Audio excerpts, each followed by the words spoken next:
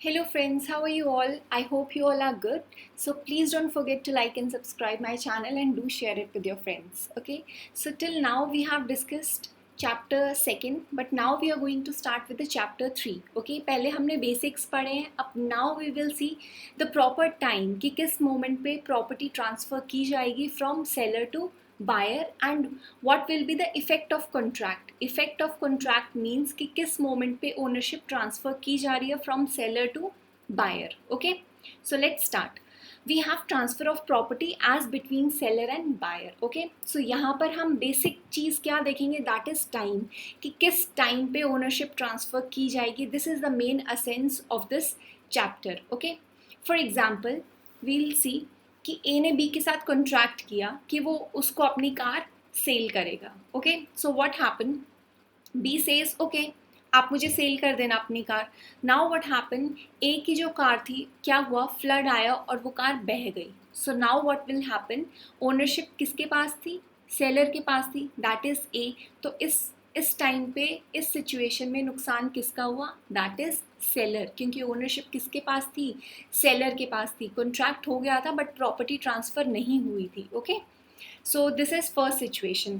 तो यहाँ पे हमारे पास 3 सिचुएशंस होती हैं in this effect of contract. First we have that is passing of property, कि किस moment पे property pass हुई है, उसकी ownership कब गई है. Okay, second we have that is delivery of goods, कि क्या गुड्स बायर के पास पहुंच चुके हैं. अगर बायर के पास उसकी ओनरशिप चली गई है तो इसमें लॉस किसका होगा, अगर कोई भी डैमेज हो गया तो लॉस किसका होगा, बायर का. Okay, third we have that is passing of risk, कि रिस्क किसके साथ पास करेगी, दैट इज ओनरशिप. जिसके पास ओनरशिप होगी उस पर्टिकुलर गुड्स की, उसकी लाइबिलिटी होगी कि उसके साथ कोई भी अगर लॉस होगा तो वो उसको बियर करेगा.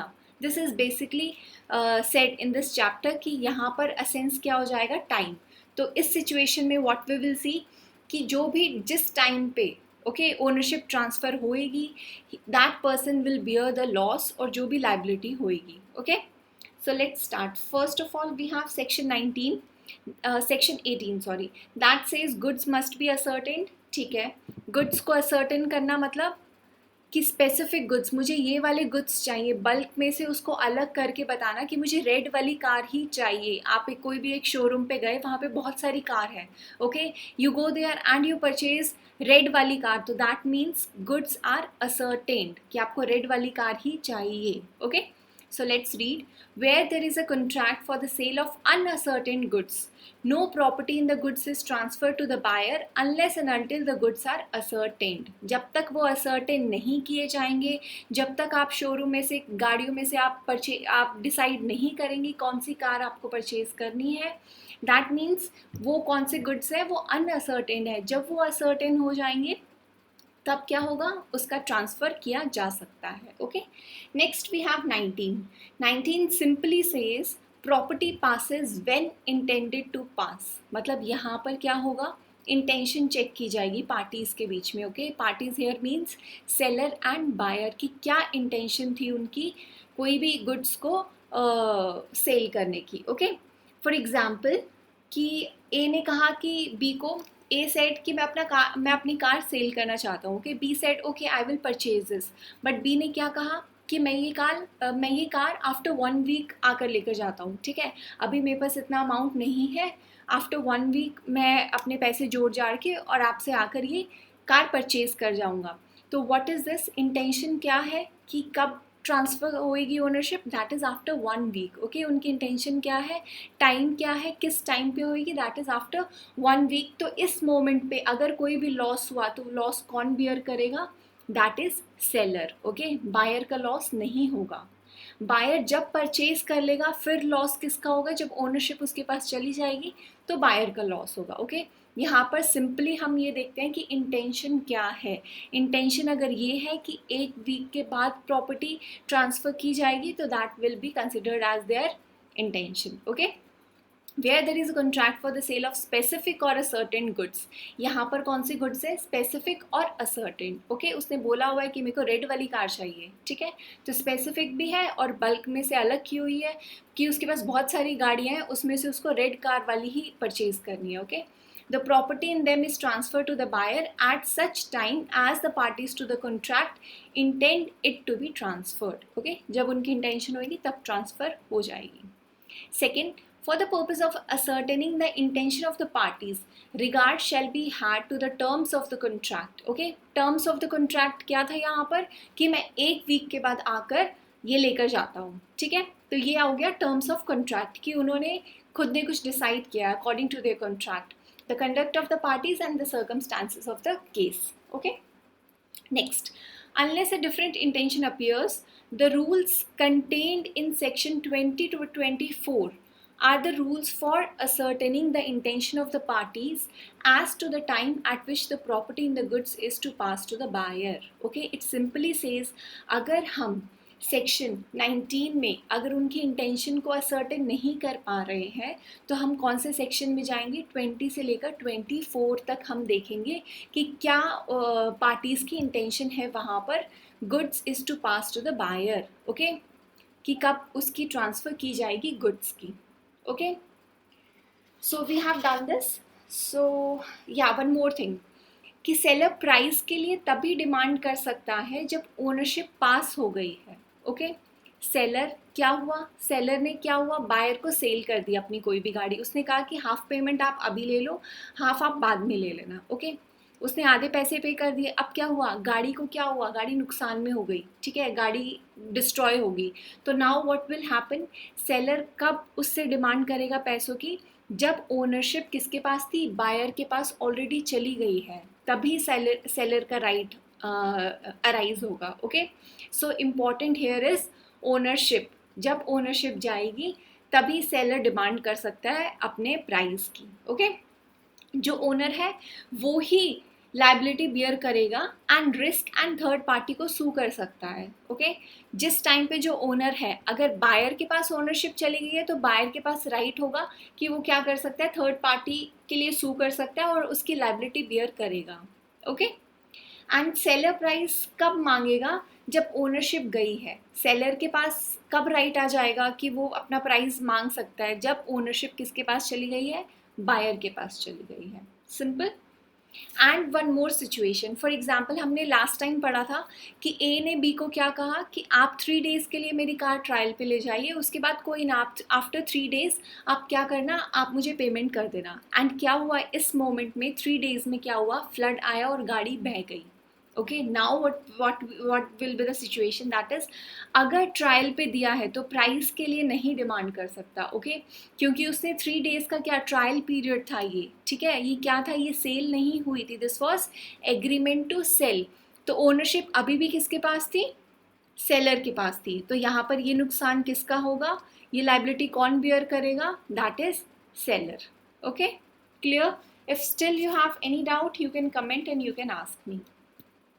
Next we have, this is the situation that is specific goods in a deliverable state. हम already पढ़ चुके हैं कि specific goods क्या होते हैं और वो deliverable state में कब होते हैं. Okay, specific goods that means आपने कोई particular चीज़ choose कर रखी है कि मुझे यही वाली चीज़ चाहिए, that is a specific good.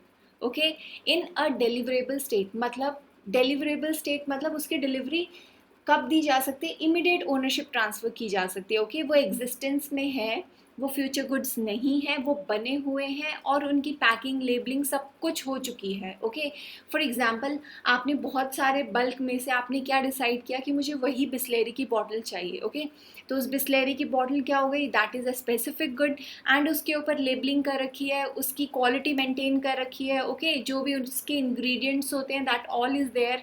तो दैट मीन्स वो आपके सामने है. ओके, दैट मीन्स कि वो डिलीवरेबल स्टेट में है. ओके, तो what it says, that is where there is an unconditional contract for the sale of specific goods. Okay, हमने पढ़ा है कि conditional contract नहीं होना चाहिए. एंड ये जो contract है, ये वाला contract के ऊपर जो essentials हम contract बनाने के लिए पढ़ते हैं वो सारे यहाँ पर applicable होंगे. Okay, you must be knowing कि what are the essence of a contract, कि किन किन basis पे contract बनता है, essential elements. Okay, chalo, if you don't know I'll tell you. First is there should be two parties. Okay, and here we have that is subject matter is regarding goods, क्योंकि हम sales of goods act पढ़ रहे हैं तो यहाँ पर goods के regarding subject matter होगा.